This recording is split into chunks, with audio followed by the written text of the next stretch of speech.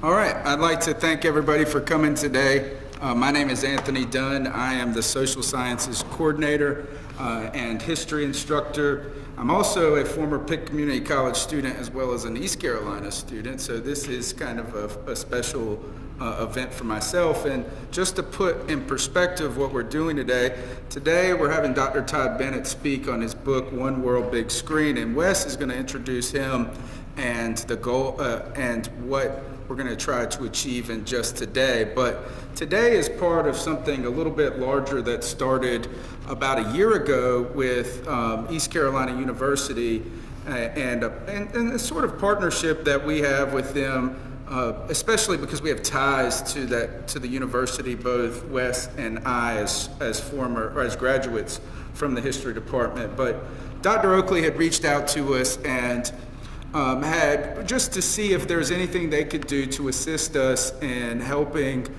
transfer students who may be interested in history finding resources at East Carolina University, and maybe open the opportunity for them one day to pursue a major in history at East Carolina. And so we got together, we had a wonderful lunch meeting, and what we came up with was the idea that one of the things that I know as a student firsthand is that transferring itself is the daunting process. You can give me the books, you can give me the work, I'll go to the library and put the hours in, but going from a school that was 15 minutes away from where my parents live, to only one that's only 15 minutes the other way, I guess. But the idea is that the classes, there was a real personal element at Pitt Community College, and that one of the things that going to the university, the small stuff like walking to campus or registering amidst 30,000 students rather than, in our case, 7,000. And we're growing. When I was at Pitt Community College, we only had maybe 3,000 students here. So we've grown tremendously since then. So what I had articulated that Wes and I thought we could do is to help students get exposure to the university before they were in the classroom there, before they had actually paid their tuition. So we had three kind of components to this goal. And what we did is last year we'll do this again, is that East Carolina hosts a series of guest lectures known as the Voyages of Discovery lectures. So we took a group of Pitt Community College students. The history department was gracious enough to host our students and give them free tickets, as well as one of the things that I wanted our students to see was what a university class felt like, and to show that while a lot of times they may be bigger and some of the accolades much higher of the people that are teaching those in comparison to what I have, is that it's really just a bigger pond. And we wanted to take the mystique off of that. And so students felt more comfortable in that process. And this is the final phase of this. We've done some workshops with some professors from East Carolina to help us to make sure that we're continuing to deliver a high quality experience for our students. And this is the final phase where Wes and I decided that we wanted to bring a little bit of the university here to Pitt Community College, and that's why we invited Dr. Bennett to present on his book, which we have assigned in all of our American History 2 classes and have been working diligently upon. And one of the assignments that we assign book reviews. And so this time, instead of selecting a book of a distant author on a distant topic, we decided to pick something written by somebody in our backyard and to pick their brain and expertise in that process. So that is what we're here trying to do today, and I'm going to turn it over to Wes, and he's going to introduce Dr. Bennett. Thank you, Anthony. This brings me a great deal of personal pleasure as well as academic pleasure. Dr. Bennett was one of my thesis committee members when I went through graduate school, and no, he is not really old. I went back in midlife. So But it's my pleasure to introduce him, and Dr. Todd Bennett is an associate professor of history at East Carolina University. He is the author of One World Big Screen, Hollywood, the Allies, and World War II, a book published by the University of North Carolina Press in 2012, and also editor of several volumes in the Foreign Relations of the United States series, the official documentary record of U.S. foreign policy published by the U.S. State Department. Dr. Bennett has appeared on National Public Radio and contributed to such publications as Diplomatic History, the International History Review, and the Journal of American History. The National Endowment for the Humanities has recently named him a recipient of the 2017-2018 Public Scholar Award. And so at this time, I'd like you to welcome Dr. Todd Bennett to the stage.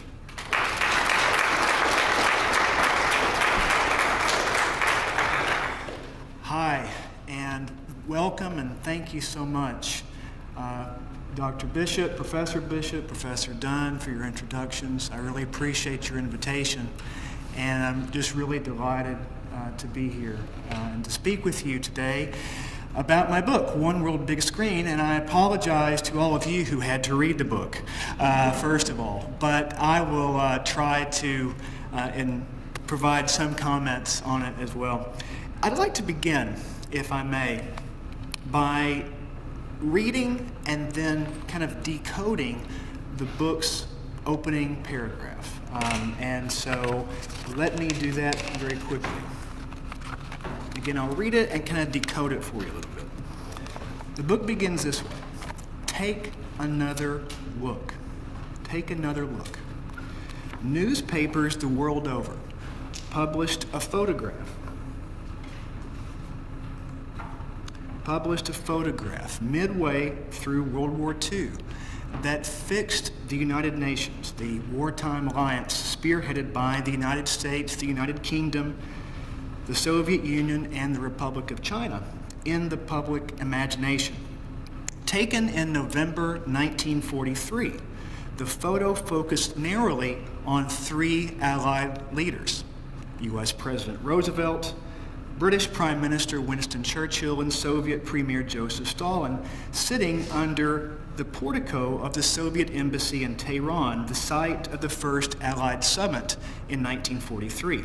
By association, that image illustrates the political, military, and economic issues that the larger-than-life figures discussed at that conference. And these issues together comprise the dominant narrative of World War II and the United Nations alliance to this very day. And through its studied air of leisurely fraternity, the famous picture also conveyed, and intentionally so, senses of Allied unity, strength, and determination to worldwide audiences who may have been skeptical about the coalition's staying power. And so I begin with that image.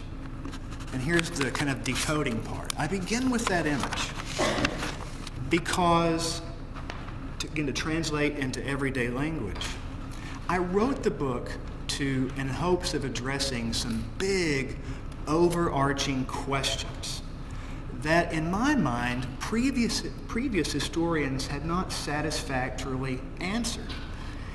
And in doing so, my aim was to provide a fresh perspective, a new look, right, on World War II.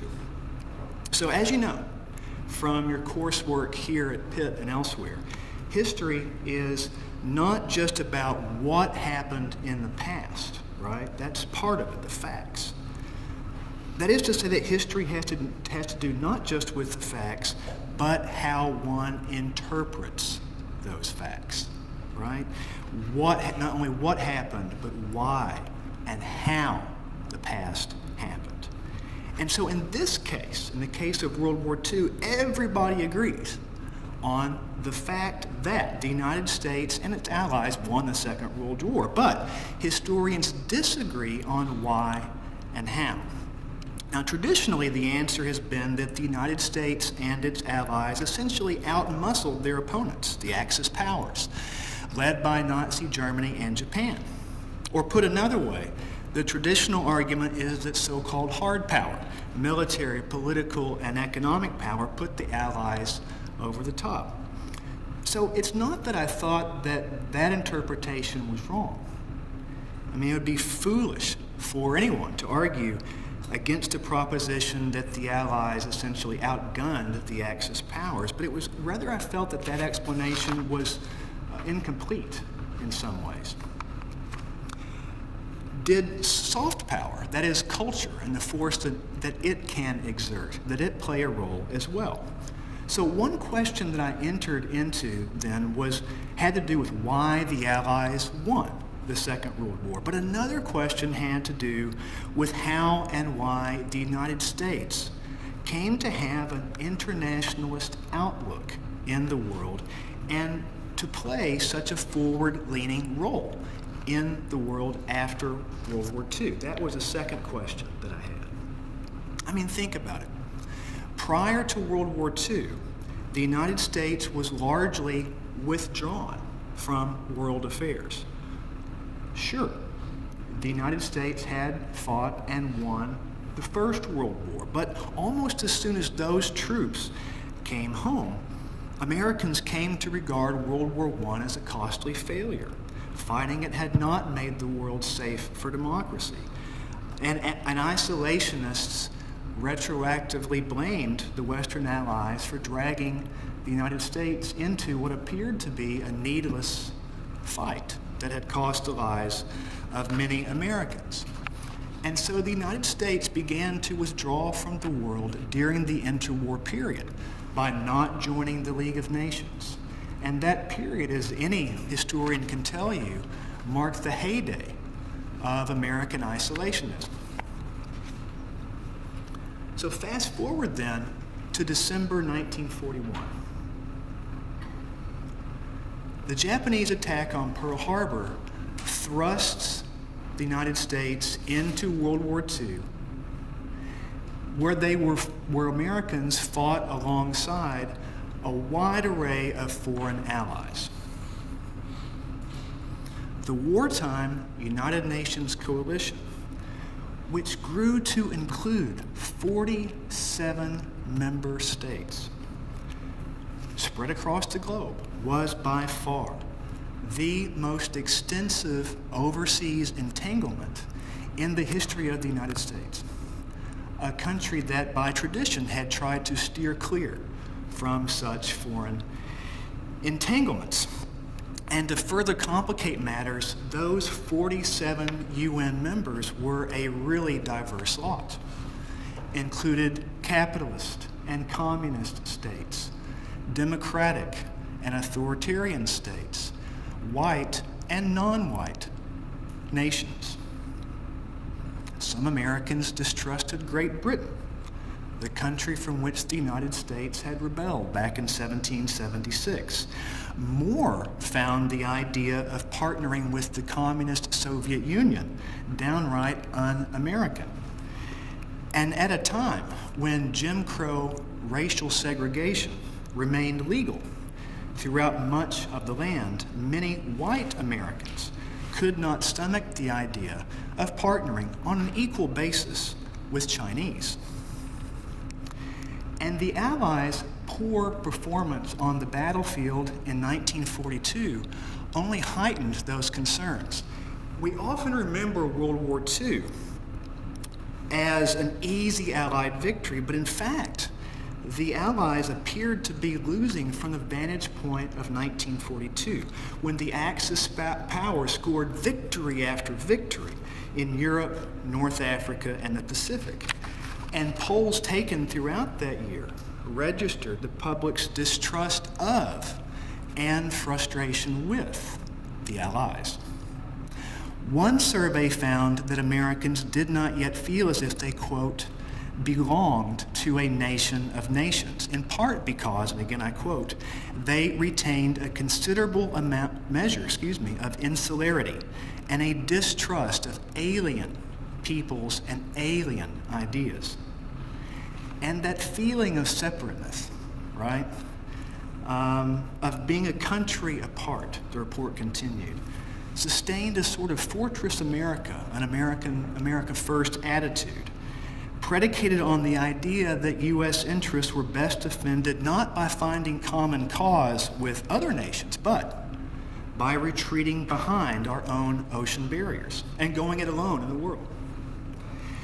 So here's one question. Why, one might ask, did it matter if Americans distrusted their allies? Well, it mattered in part because Franklin Roosevelt and his top assistants worried that the American electorate was kind of backsliding into its isolationist habit. And painting a doomsday scenario, they worried that if that happened, that the war as well as the peace could be lost. The war, because pressure could mount on behalf of decoupling from the Allies, and U.S. officials were not at all confident that the worldwide fight against the Axis could be won without Allied coordination.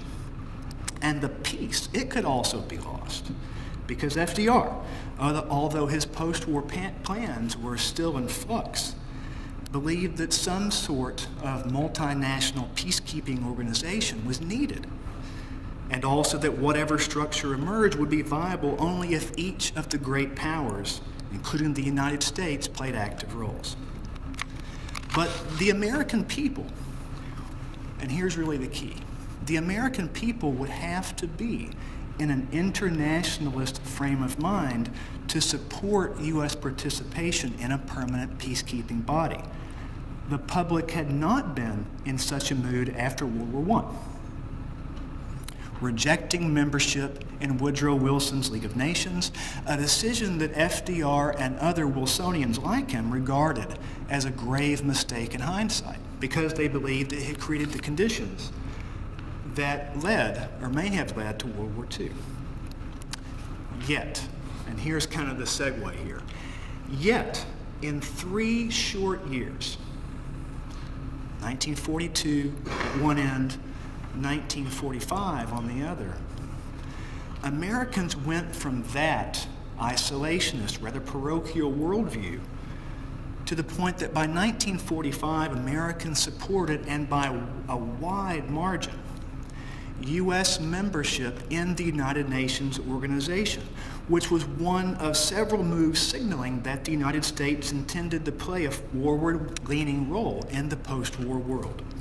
So that's the other question that I sought to answer. Why? How can one explain this sudden and, until recently, rather complete turnaround in the American worldview in a space of only a few short years? What was happening there? So I first asked myself that question as a first-year graduate student. And I'm going to share a little bit of personal history with you as a way to kind of demystify scholarship and university life and that kind of thing. What would evolve into this book began as a paper that I wrote in a course, a graduate level course, my first year of graduate studies at Texas Tech University. Now, here's the personal part. I was born in a little small city, big town called Lubbock, Texas, a place not all that much unlike Greenville, North Carolina, a little larger, but the same in many ways. And because I had some good teachers at that school, we were encouraged to ask some big questions. And the search for those questions began with that paper that I wrote for that class, that turned into a master's thesis at Texas Tech University, that turned into, because I kind of do things to the nth degree, that turned into a doctoral dissertation at the University of Georgia. And the search for answers to those questions that I posed earlier, here's really the thing. The search for those answers took me from Lubbock, Texas, to places like London, England, Moscow, Russia, to Washington, D.C., where I held my first job after this book was published, where I worked for the U.S. Department of State, and for a while was a diplomat representing this great country of ours in foreign negotiations with representatives from other countries. And it ultimately led me, the book, to become an associate professor at East Carolina University. And I'll tell you something else, and this is a secret that I don't often share, and I don't think that Misters Dunn and Bishop know about this. But it's especially a long way to travel when you consider this, and this may be a story that resonates with some of you, I don't know. When I first went to college, I started out at the University of Texas. It's a big place, 50,000 students at that point. Bigger now, I think. I flunked out. I had one semester where I had a 0.0 grade average. The Blutarsky, right? Can't get any worse. You didn't know that, did you? I don't think many of my colleagues know that story. I tell you that story. It's not because of this. It's not that I couldn't do the work. I could. I just wasn't ready to do the work. And the point of the story is that it's all about second chances, right? And making the best of them. So you take that project, it gets you interested. Academics is a way up. Education is a way up. And this project is personal to me. It's not just a work of scholarship. For me, it's part of my personal story. And this book took me, again, from an 18-year-old kid who flunked out of one school to another school and another school beyond that. And, you know, I'm not making money hand over fist, but I've made a pretty nice life, and I'm proud of it. So it's not all that far away. Anyway, so after a lot of work, archives here and there, I found the answer, or at least an answer to those questions that I asked. And by the way, an argument, an interpretation, which is really what history is about, always begins with questions, the questions that you ask. And the answer that I ultimately found has a lot to do, is really illustrated in this photograph too.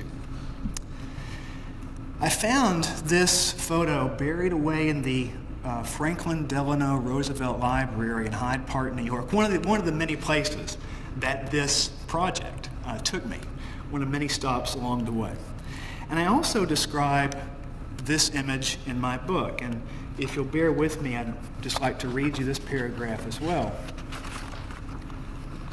So another unpublished shot of that same scene that we saw earlier of the Tehran conference effectively kind of pulls back the curtain to expose the puppeteer's strings, so to speak, revealing that standard representation of the United Nations concealed as much as it revealed. This second photo taken, remember, we began with this one. This second photo, taken at a greater distance by an unknown photojournalist, incorporated not just the Roosevelts, Churchills, and Stalins of the world, but also the newsreel cameramen, photographers, and reporters who were dutifully recorded this made-for-media moment. Whereas the close focus on the high politics symbolized by the three figureheads once seemed natural, this lesser-known photo's greater perspective shows the setup to be a sort of contrivance. Attention turns from the iconic subjects to the active participation of the filmmakers, photographers, and journalists in creating the illusion of partnership. And more broadly speaking, this second photo shows, I think, or provides a window through which one can see a perception of global unity, of a family of nations being formulated. So again, in other words, to to interpret. The central argument of my book, its interpretation, is that this predominant image of international unity was fabricated to a certain extent. It was a product forged by a cultural industrial complex, for lack of a better phrase, that worked in conjunction with the Allies' combined military and economic and political might to win World War II, as well as the peace that followed. And so in that regard, my book sheds, at least I hope it does, new cultural light, a new look on the very familiar history of World War II. So real quickly, here's what happened. In June 1942, come back, June 1942, there was an organization called the Committee on War Information, which was a panel that set wartime U.S. propaganda policy. And that committee approved a massive propaganda campaign designed to inspire not just hatred of the country's Axis enemies, but also love of its allied friends. More broadly speaking, the campaign sought to remake the American worldview by educating the public about the wider world beyond U.S. borders with an eye toward discrediting isolationism and fostering a sense of international community among Americans and their overseas brothers in arms. And as the Office of War Information, the OWI, the U.S. propaganda ministry that oversaw this campaign explained, and I quote, "We must understand and know more about our allies, and they must understand and know more about us." And the OWI added, "Our hope for a decent world future lies in this understanding." So this multimedia campaign, it really was that, a multimedia campaign, relied on the press, posters, radio.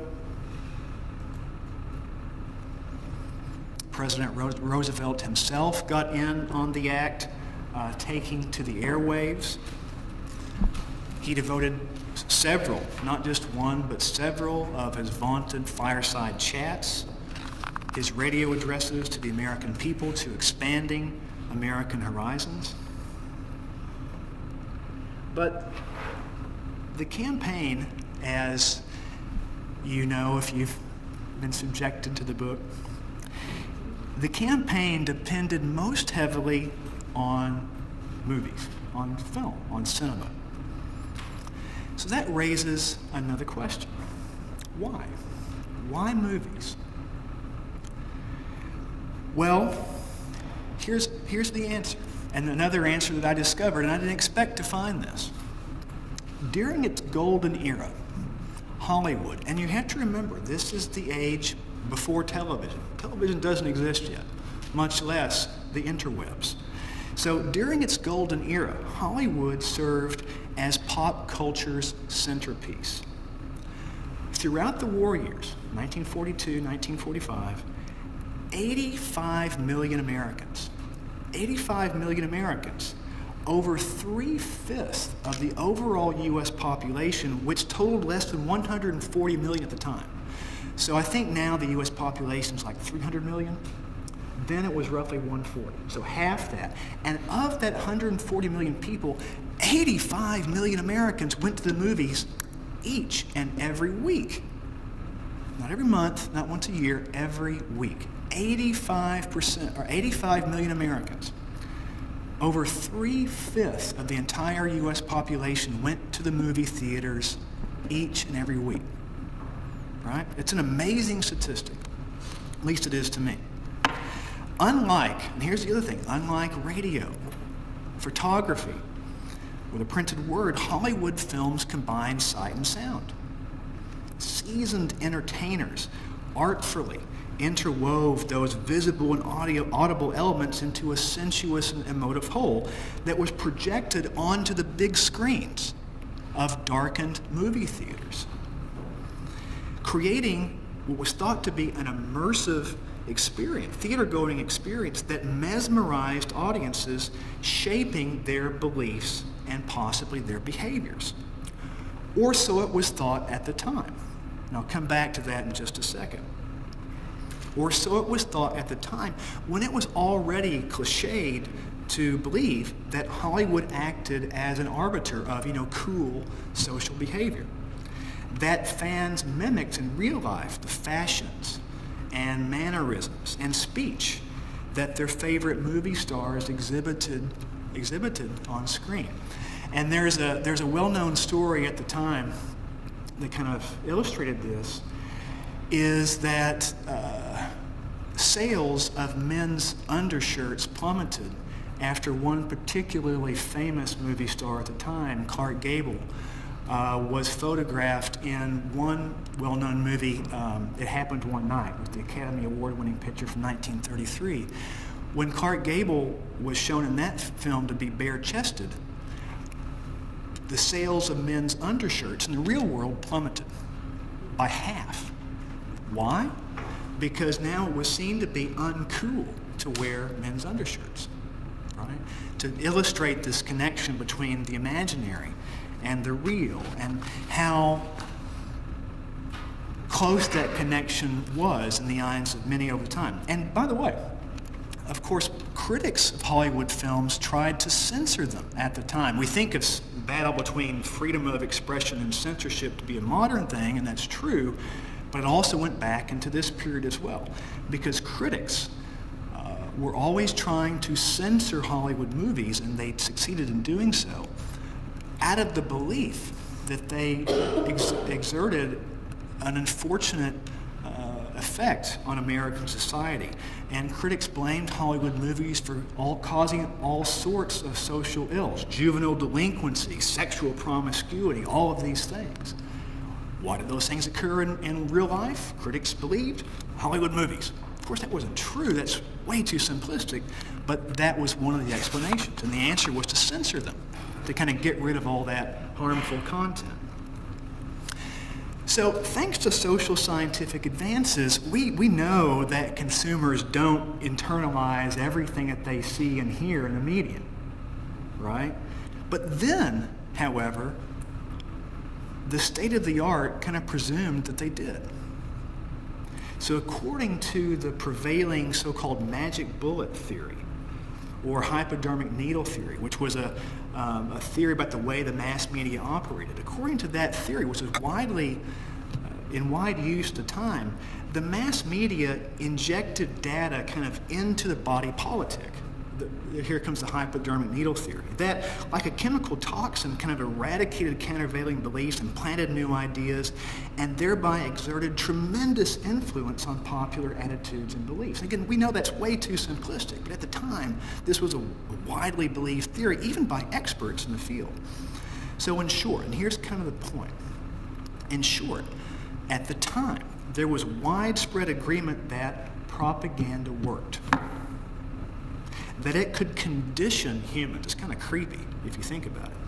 And no mass communication technology appeared more influential than Hollywood movies, which were wildly popular and entertaining, and thus educated millions of fans, and here's the kicker, without appearing to do so, because they're entertaining. Your mind's open to it.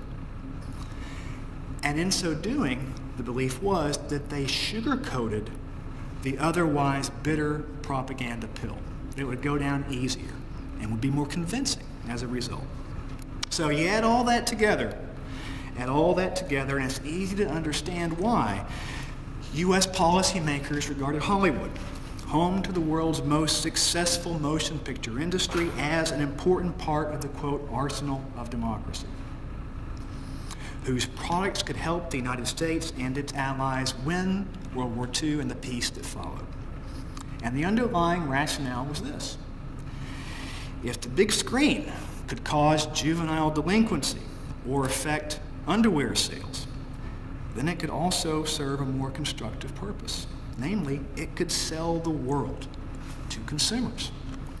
teaching Americans how to be internationalists, how to be citizens of a planet that seemed to be more interconnected than ever before. This was a kind of a global moment, the 1940s were.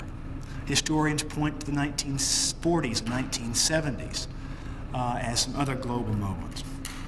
So ordinarily a means of escape from the carriage of the world, movies became steeped in wartime geopolitics as a result.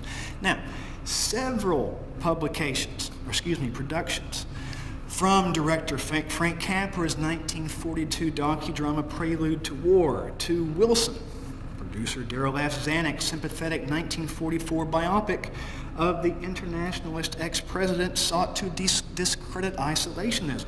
But none did it better than 1943's Best Picture winner, Casablanca. Has anybody seen Casablanca? A few? Okay. I certainly have. I know that old movies may not be tops on your list, but if you do watch an old movie, I would recommend checking this one out. It really is a work of art. And from my perspective, what makes it so interesting is there's a lot of political content there as well, if you just kind of scratch just below the surface. Now, we know a lot about this classic. Its excellence is revered. We're captivated by the timeless story of love, frustrated by events beyond the control of the film's main characters. Humphrey Bogart's Rick Blaine and Ingrid Bergman's Ilsa Lund. And we appreciate its anti-Nazi message. But the war's signature film, and many do regard Casablanca as one of World War II's, perhaps the war's central film and one of its main works of art to emerge from that war. The war's signature movie is so artful that it's easy to overlook the fact that the film was made by a movie studio, Warner Brothers, and supervised by the Office of War Information, the U.S. Propaganda Ministry, for the explicit political purpose of lending support to the Allies and U.S. internationalism alike via a dramatization of the war in North Africa. So, real briefly, the backstory here is rushed to theaters in November 1942 to capitalize on news of the successful Allied landing in North Africa. Casablanca's geopolitical drama begins, as many of you may recall, with the arrival of a fugitive Czech resistance leader, Viktor Laszlo, and his wife, Ilsa, played by Ingrid Bergman again, at Rick's Cafe, a nightclub located in the capital of Vichy-controlled French Morocco, where they hoped to obtain exit papers permitting safe passage to America. Now, and I'm beginning to wrap things up here, don't worry. Their arrival presents the cafe's owner, Humphrey Bogart's Rick, who is an American expatriate who symbolized the United States as a country as it weighed its foreign policy options. Their arrival presented Rick, the film's central character, with personal and political dilemmas.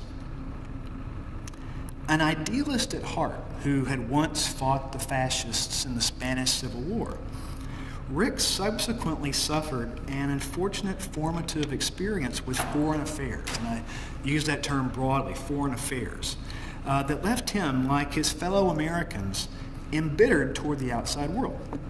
And this being a Hollywood drama, Rick's cynical worldview stemmed from his failed whirlwind romance with Ilsa, who had apparently abandoned him as the Nazis marched into Paris in 1940. His heart broken, the disillusioned Rick retreated to Casablanca, where, as a businessman who catered to all comers, Nazis included, and he followed a strict personal code of neutrality. Impatient with, quote, causes, Bogart's archetypal American, quote, sticks his neck out for nobody. As the hard-boiled New Yorker states in this scene. And hopefully it will play.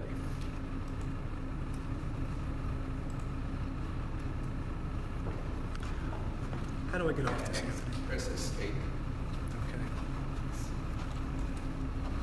There we go. Got it.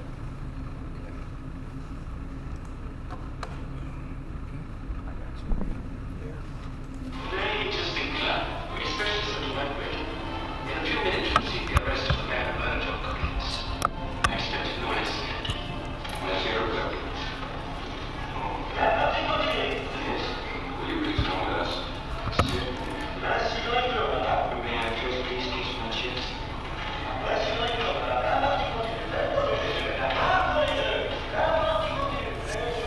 Really like me.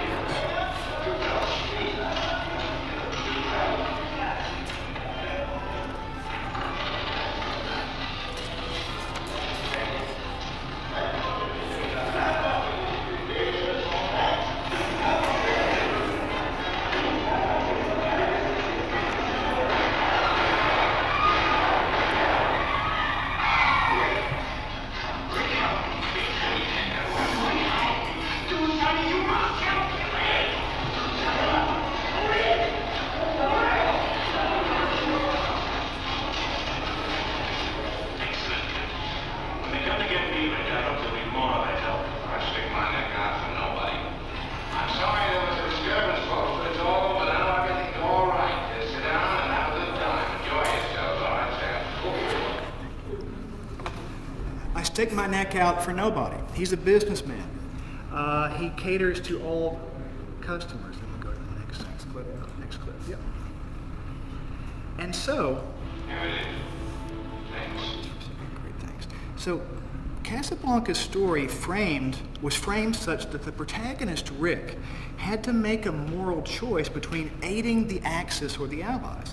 And having come into possession of these exit papers, Bogart's character has to decide whether to do what is expedient, that is, handing them over to the Nazis, or what is right, providing them to Laszlo and Ilsa, an act that will assist the fight against Nazism. Now, his political dilemma is complicated by a personal one.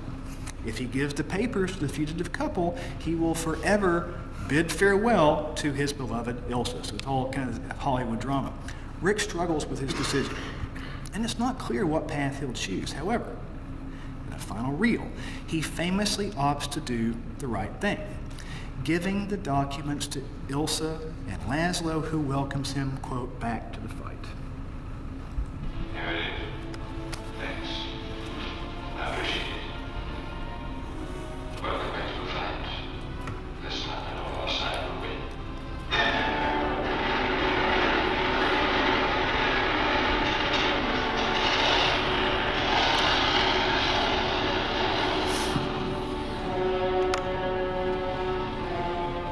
Think ready, Ilsa? Yes,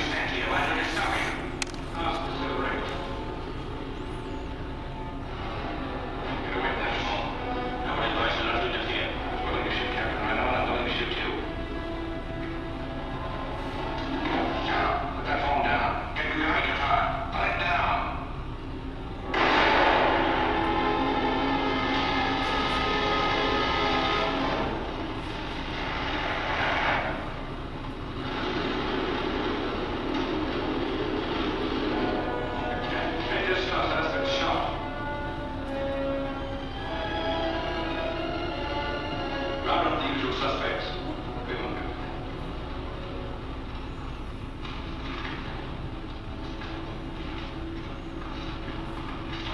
What do you do?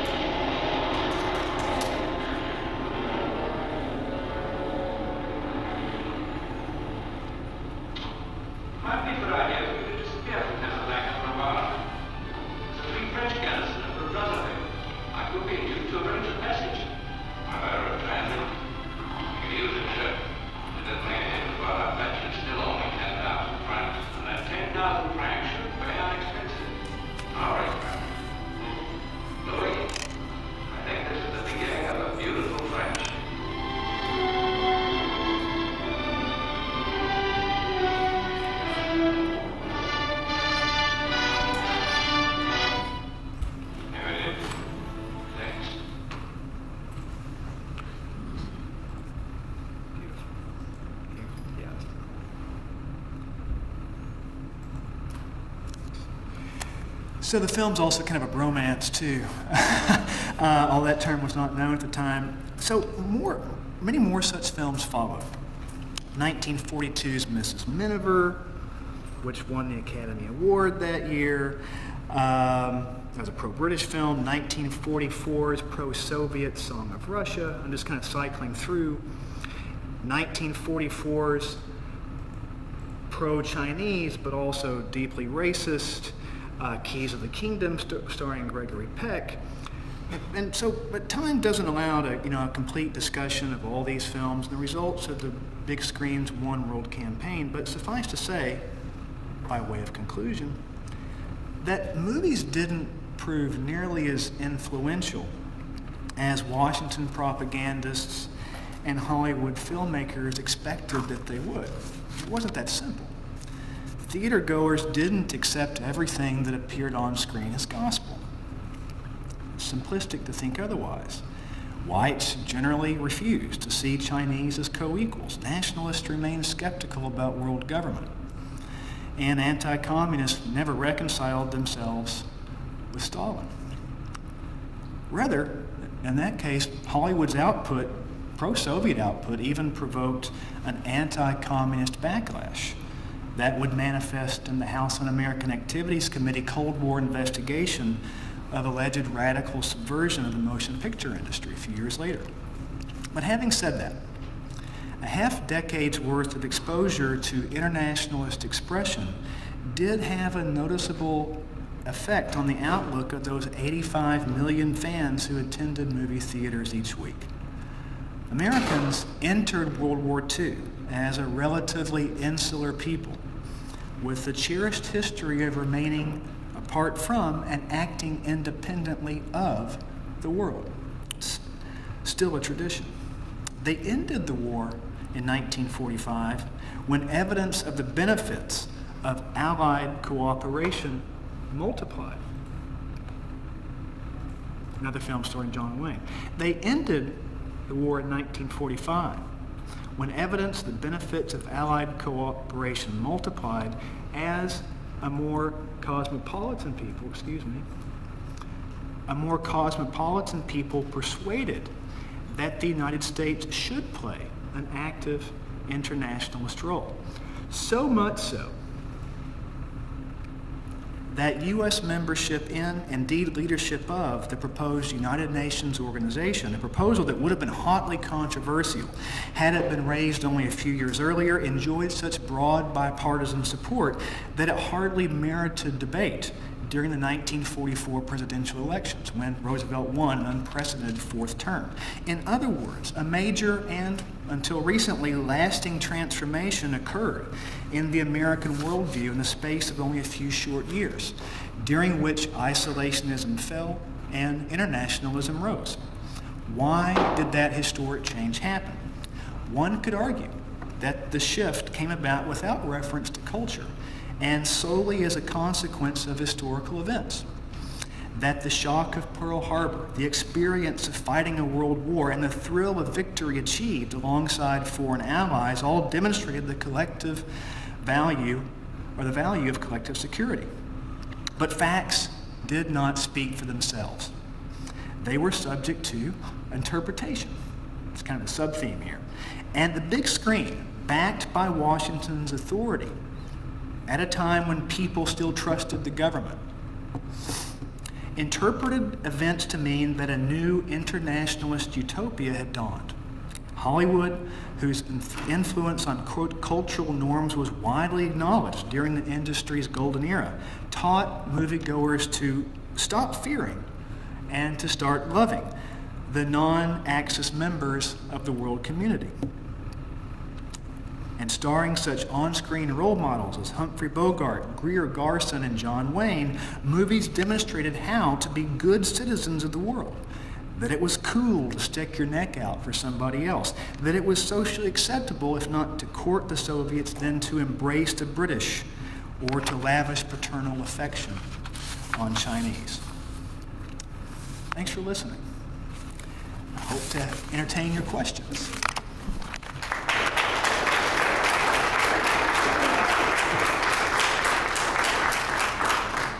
Opportunity now to get to ask some questions about the work, process, and I'm sure Dr. Bennett would love to share more about that because we all love talking about the hard work we put in life.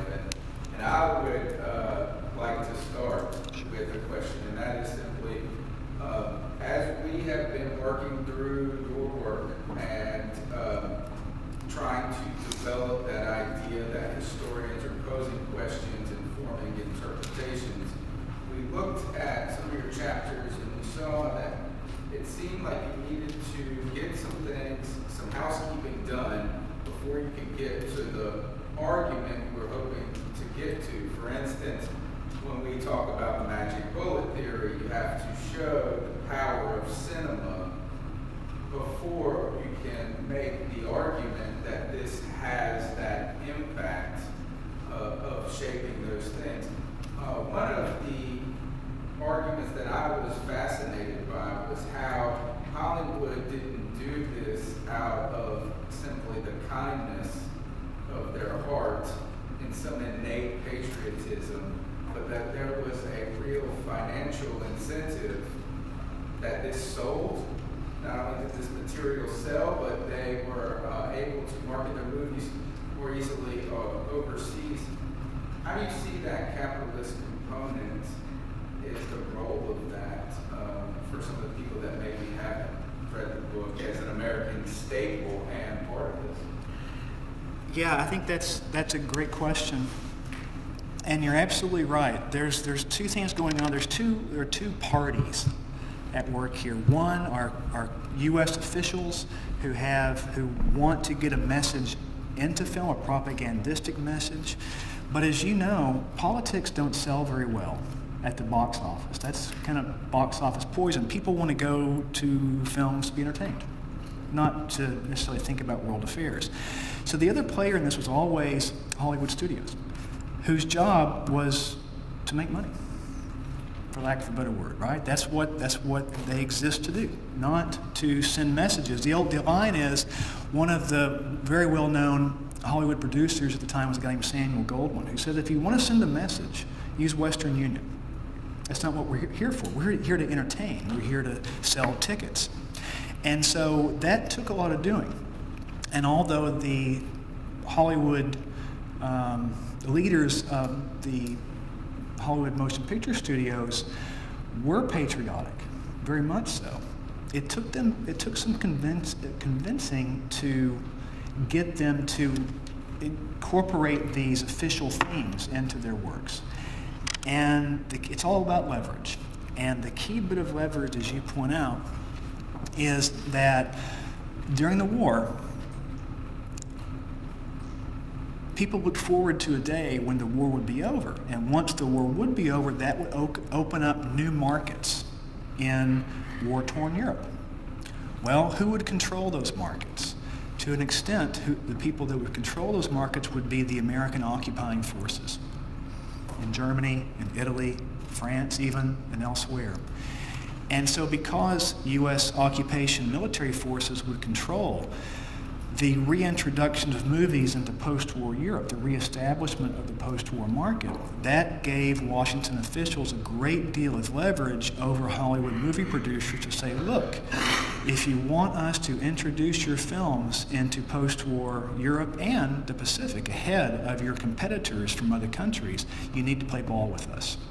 That was the key bit of leverage. So it was paying a down payment on an investment that would pay off later down the line, I suppose. Did I answer the question? Yes, sir. Thank you. Sure. Yes, sir. One of the things that we were discussing in the book discussion we had was chapters 2 and 4. Those are 2 chapters we discussed briefly. The one we didn't quite understand why you broke it up into 2 and inserted the chapter on the UN in between. Was there a logic for all that? There was a logic. Whether it was the correct logic is an open question. Yeah, there were a couple of things.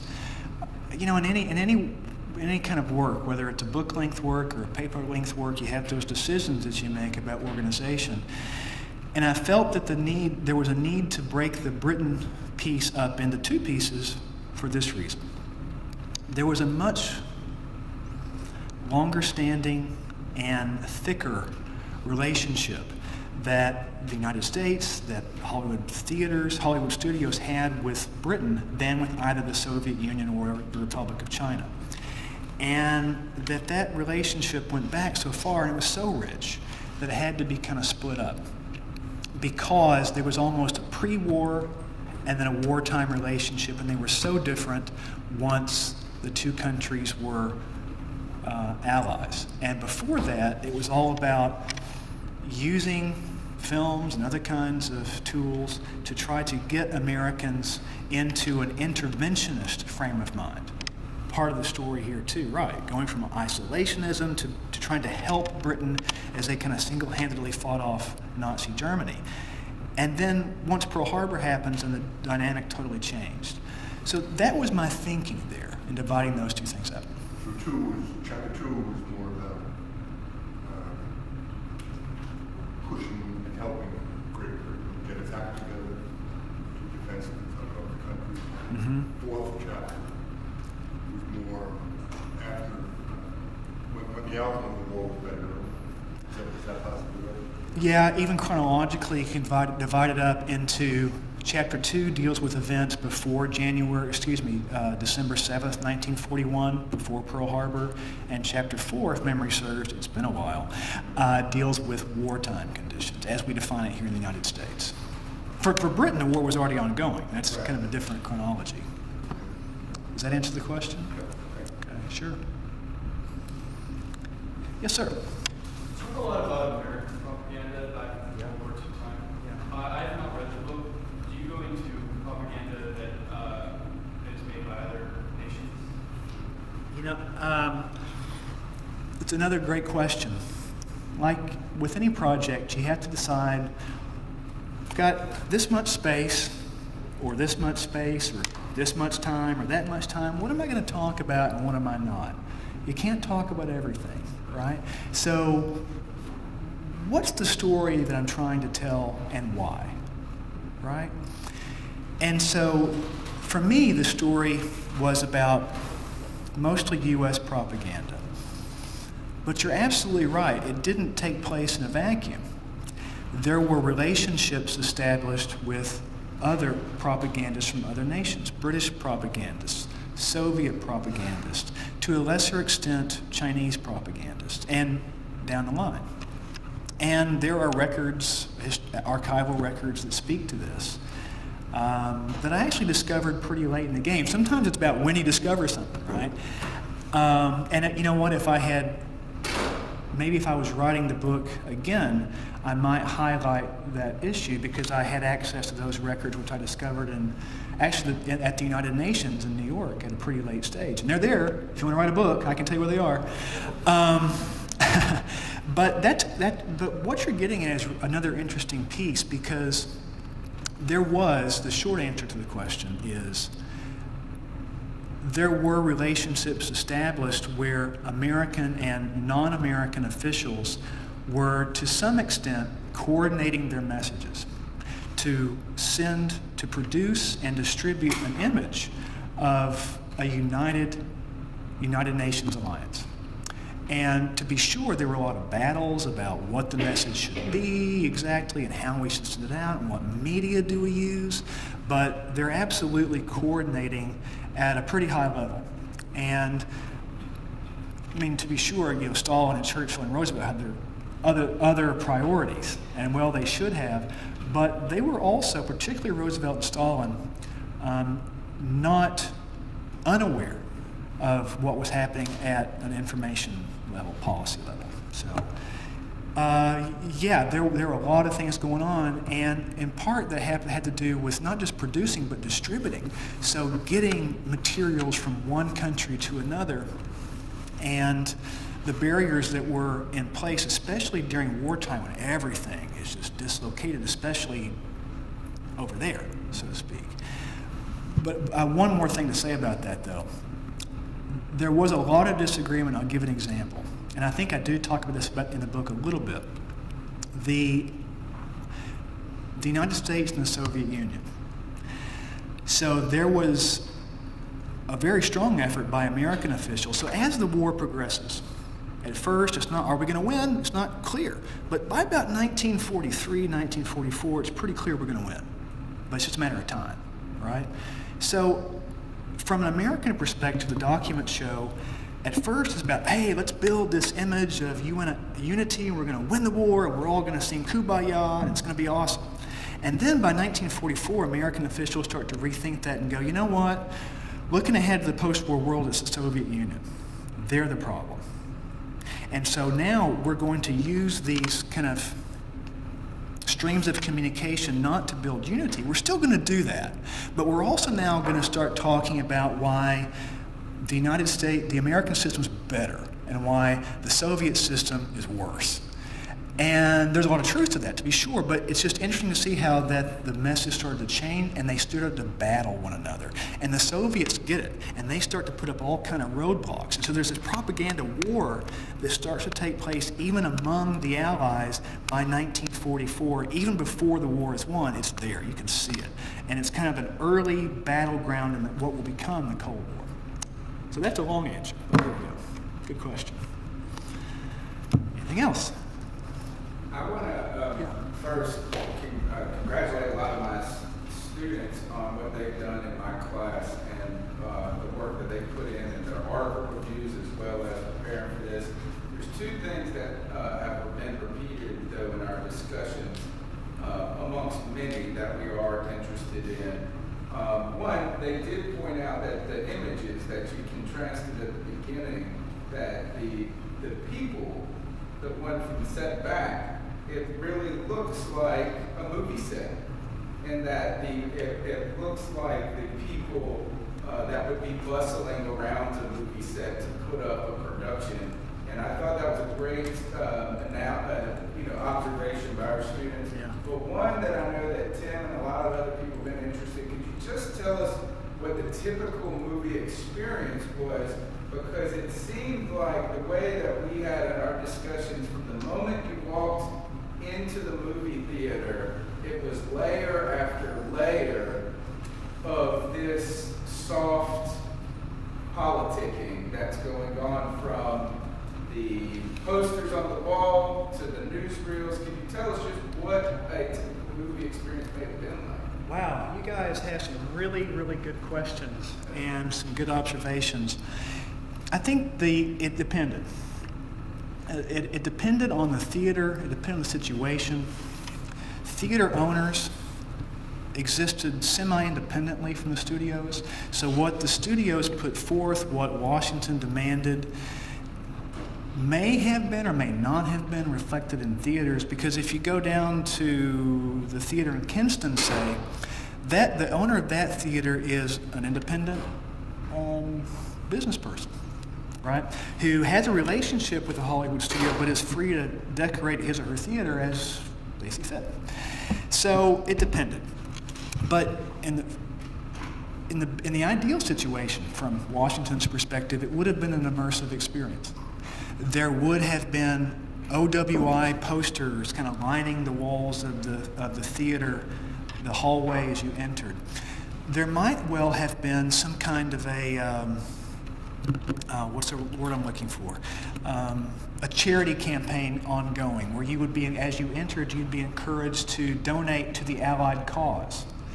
Relief for Russia, relief for British war orphans, that kind of thing. There might be, even in some cases, like a premiere of one of these films, representatives, soldiers from the Allied countries there, present to maybe give a talk before the film started. I mean, it really was an immersive experience. And then film going was different then than today. Today you go to one big feature. Yeah, there's some ads before, but then, because it was such a central part of the cultural experience, you would go and there would be a short that began the film, like a travelogue, and then maybe a cartoon, like a Bugs Bunny cartoon. And it might have a pro-Allied theme as well. And then a so-called B feature, like a pretty low-budget film. And that might have a pro-Allied theme, or it might not. And then the feature film. And that would last not just an hour and a half. Films were often shorter then.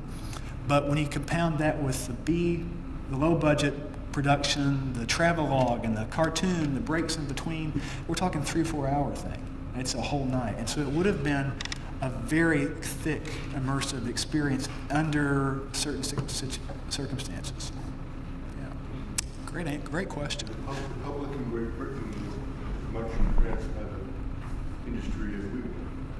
I mean, the movie going in England was, the percentage is in the book, but it's quite high, where they go 60% every week to go see a movie.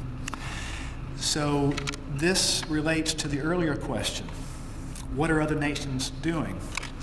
So we often think about Hollywood movies, maybe we don't, I did, as their American products. Well, more so then than they are now, but even then they were multinational products. Actors came from other countries. Greer Garson's British. And the Hollywood theaters had locations abroad as well. And as you point out, sold movies abroad. And so a big chunk of the British market, well, they consumed Hollywood-made movies. That's for a lot of reasons. So there's not just political barriers in place, but there's a commercial competition going on. So yeah, where was I going with that? I was just commenting that movie viewing in Britain was probably as great as this country. That's right, and it was different. The movie-going experience was different in what country you're in. So very different in the Soviet Union, for example. Alfred Hitchcock. Right? Yeah, they're good. British. That's right. Yeah, and it was foreign Ford. correspondent. That's right. Yeah. So as I'm sure those of you that read the book and those of you who haven't, Alfred Hitchcock, the famous director, came to the United States to work for the first time in, I think, 1940, if memory serves. And he did so reportedly on the orders of the British government to come here and propagandize on behalf of Great Britain, getting back to an earlier time when the Brits were trying to convince us to get involved in the war. So in some ways, this story really is central to the history of movie making in the 20th century. Did you have a question? Yes, sir. Great. I have 2 questions, but they are semi-related. My first question is, when you were viewing these films that were laden with propagandist undertones, did you happen to come across any films that were genuinely bad? Oh. An unenjoyable experience? And if so, can you name me some? The answer is yes, and I've forgotten many of them, probably intentionally. Yes. So this gets back to using Hollywood and how, because in theory they're so entertaining that it makes the bitter pill of propaganda go down a little easier, sugarcoats it. So in the case of Casablanca, many would argue that it worked. But in most other cases, it didn't work. And there were a lot of really, really, really bad films, most of which I've forgotten. However, the very top of that list would be a movie that I wrote about years ago called Mission to Moscow. It is a truly horrible film. And it's horrible because the politics are so front and center. It is not entertaining at all. Here's how it begins.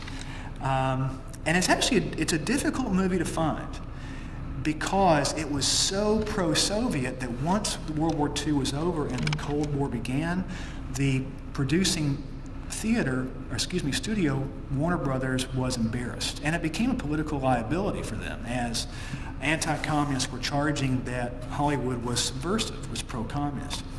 But the film begins basically with this, with a retired U.S. diplomat sitting at his desk telling you why the film was based upon his memoirs, why this movie and why his book was so important, and why the Soviet Union was so great. And if you could just kind of imagine that, I mean, it just kind of got worse from there. So that would be the absolute top or bottom of the list, depending on how you want to think about it, of probably one of the worst films. I mean, Ishtar bad in terms of that Hollywood has ever made. So that's where, if you're looking for a truly bad film, that's the place to start, right there. Wasn't that the one that was custom made almost for Stalin? They were trying to impress Stalin. Yes, Okay. that's right. And that became part of a diplomatic mission. The ambassador upon whose memoirs the film was based took it along with him at President Roosevelt's orders on a mission to Moscow to try to get Stalin to cooperate more closely with the Western Allies. So there's kind of, here you get this entertainment, fiction and reality kind of literally kind of combining. Yes, ma'am? From a psychological point of view, this picture really speaks to your idea of being closely aligned with Russia. Because look at the height difference between Churchill and the other two men. So there is a huge power differential here that I think a lot of people might overlook. But if this is early on in the whole process, they're very strongly aligned one way versus another. They're not equal at all in this photograph. Yeah, I'm so glad that this photograph really resonated with a number of you. I was delighted, needless to say, when I found this at the Roosevelt Library because it just illustrated so many of the themes that I was trying to write about. And I think you're absolutely right. It does kind of set up like a movie shot or a movie set. Everything is there. And this really does illustrate, to me anyway, the fabrication of this image, the way it's constructed. Absolutely. Couldn't agree more. Thank you. If there are any more questions, we'd like to thank Dr. Bennett so Thank much you. for taking time.